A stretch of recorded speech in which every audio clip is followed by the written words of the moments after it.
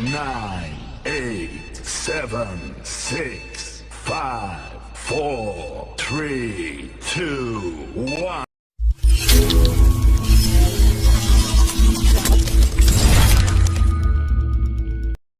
Assalamualaikum warahmatullahi wabarakatuh.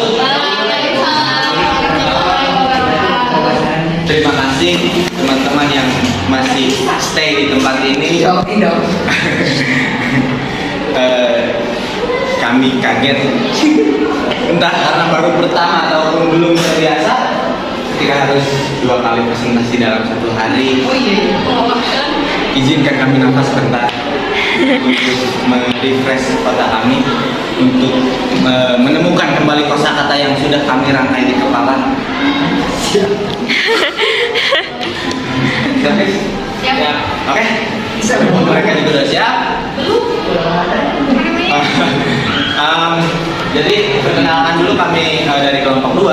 Nama saya Anwar, kemudian ada Fitri, Tera, Deva dan Dede. Kami di sini akan mempresentasikan materi tentang teori nilai guna. Kami akan mulai presentasinya. Jadi mohon perhatian bersama.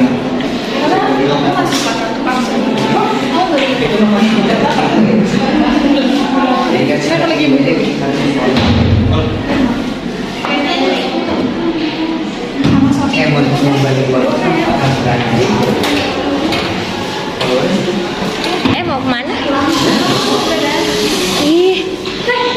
Saya di sini akan menjelaskan tentang definisi teori nilai guna.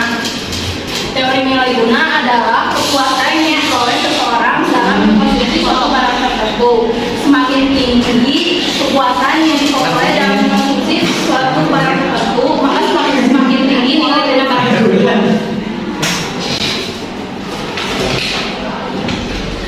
Ada 2 cara dalam mengukur nilai guna suatu barang, yaitu nilai guna kardinal dan nilai guna ordinal. Nilai guna kardinal adalah nilai guna suatu barang yang dapat dinyatakan secara kuantitatif. Kepuasan seseorang dalam mengkonsumsi suatu barang dapat diukur berdasarkan angka. Sedangkan nilai guna ordinal adalah nilai guna yang tidak dapat dinyatakan secara kuantitatif.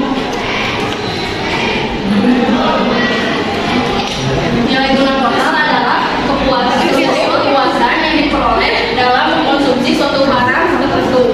Misalnya, apabila ada 10 jeruk yang dikonsumsi, maka nilai guna totalnya adalah jadi kepuasan dalam mengkonsumsi seluruh jeruk tersebut. Selanjutnya akan dijelaskan oleh rekan saya.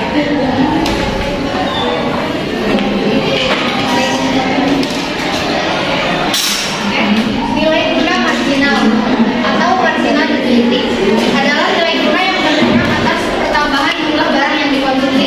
Misalkan, seorang baru saja berolahraga dalam keadaan yang haus. Jika seseorang tersebut diberi 1 gelas air, maka memiliki nilai guna yang tinggi untuk melepaskan dahaganya. Minum lagi air yang gelas yang kedua mempunyai nilai guna yang cukup besar. Begitupun seterusnya.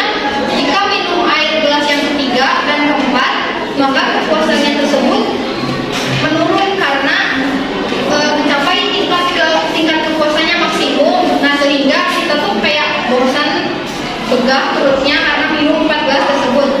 Setelah mencapai titik kepuasan yang maksimum, maka nilai guna tersebut menjadi semakin kecil dan semakin negatif atau ke bawah.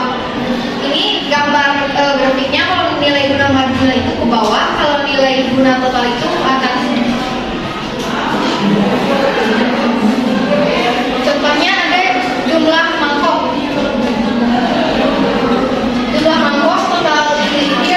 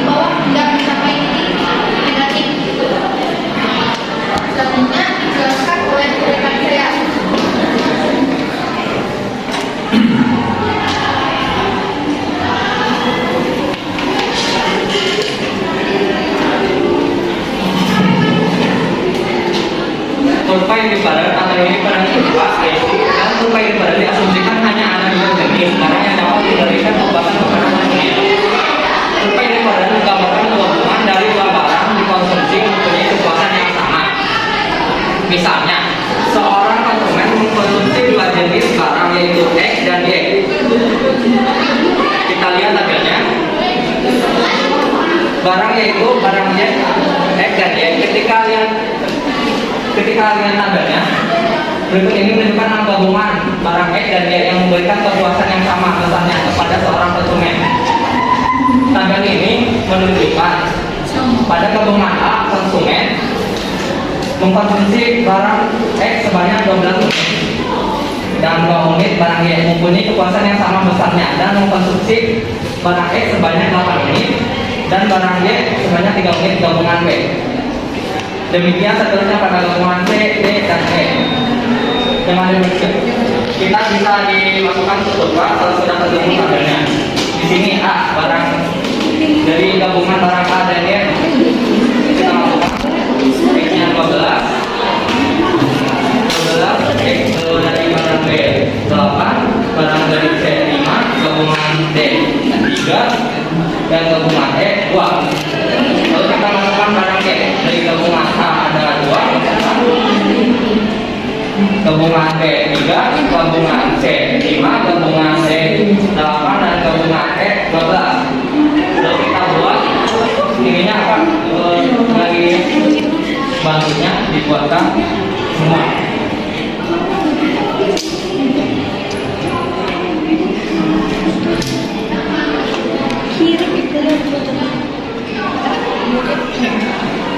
Jika sudah, jangan lupa dikasih ini yang langsung kembalikan. Jika sudah ketemu semua, baru kita rumuskan dari gabungan A hingga gabungan E.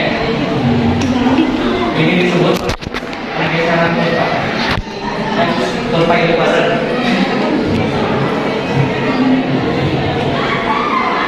Nah, jika sudah semua, kita lanjut ke pergeseran kurva.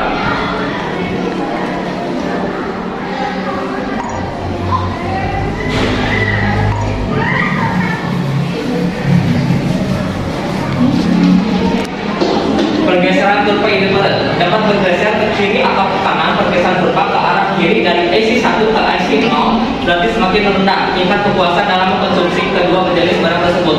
Sebaliknya, jika bergeser ke arah kanan dari IC 1 ke IC 2 berarti semakin tinggi kepuasan dalam mengkonsumsi kedua jenis barang tersebut. Dengan demikian dapat disimpulkan bahwa kurva independen semakin bergeser ke arah kiri mendekati 0, maka semakin rendah tingkat kepuasan yang diperoleh dalam mengkonsumsi kedua jenis barang tersebut. Sebaliknya, jika bergeser ke arah kanan atau menjauhi angka 0, maka semakin tinggi kepuasan yang diperoleh dalam mengkonsumsi kedua jenis barang tersebut. Mungkin itu saja presentasi dari saya. Selanjutnya, oke.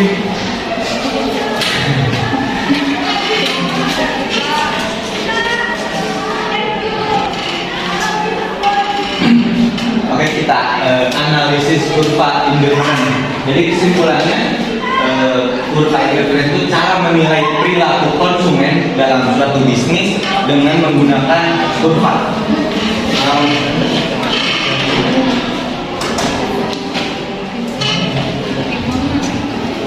Nah, perhatikan pada kurvanya. Jadi garis lengkung tersebut menghubungkan titik-titik kombinasi dari jumlah barang yang dikonsumsi untuk mencapai tingkat kepuasan yang sama.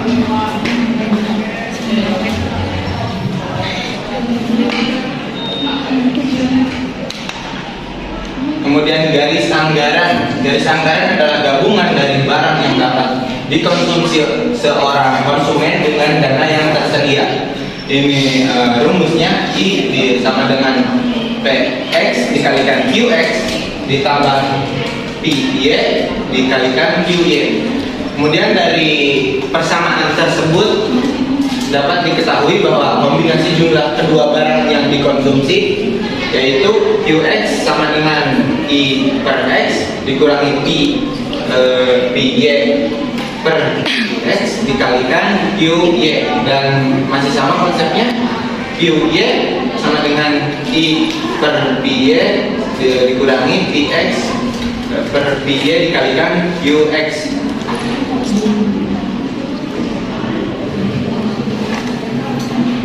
Untuk polanya bisa kita lihat garis A ke B yang diagonal itu garis anggaran yang membatasi yang menggambarkan pembatasan dana yang dikonsumsi untuk mencapai tingkat kepuasan dari jumlah barang yang dikonsumsi X dan Y. Kemudian titik R, titik R di sini belum mencapai kepuasan yang maksimum karena garis anggaran lebih tinggi daripada titik R tersebut. Yang artinya dana masih tersisa dari dana masih tersisa sehingga tidak mencapai kepuasan yang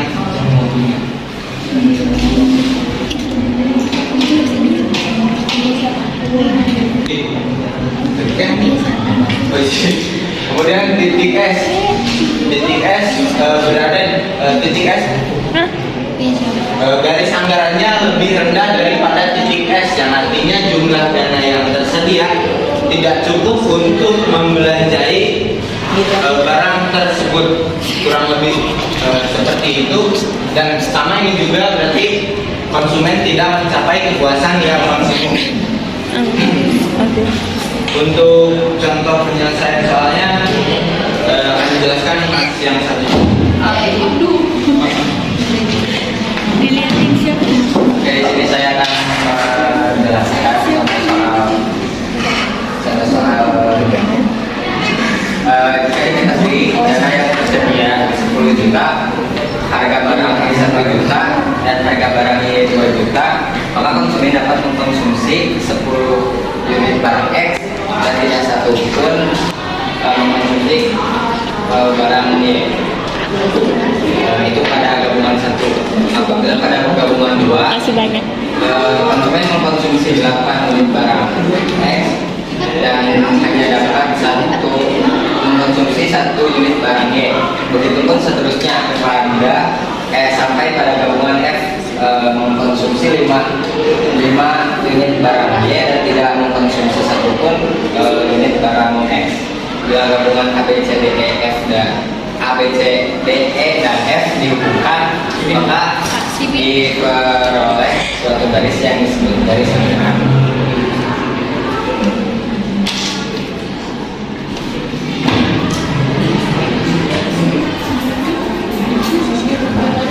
Selanjutnya ada pergeseran garis anggaran konsumen akibat perubahan harga.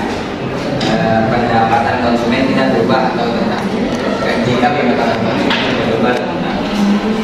Nah, apabila harga barang Y naik menjadi 2,5 juta per unit, sedangkan harga barang X dan pendapatan konsumen tetap, maka jumlah barang Y yang diperoleh konsumen yang konsumsi berkurang menjadi 4 unit karena 1 unitnya itu 2,5 juta. Jadi dikarenakan uangnya 10 juta, jadi hanya dapat barang 4 unit.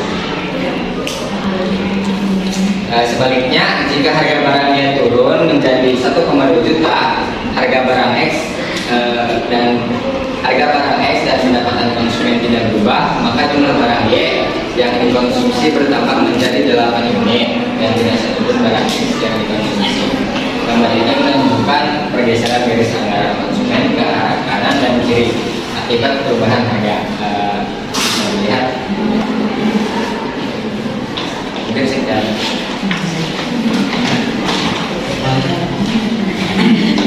Oke, sekian presentasi dari kami. Kalau mau ada yang menambahkan silahkan. Nggak ada? Oke, yaudah. Sekian dari kelompok kami. Terima kasih atas kehadirannya. Assalamualaikum. Sama-sama.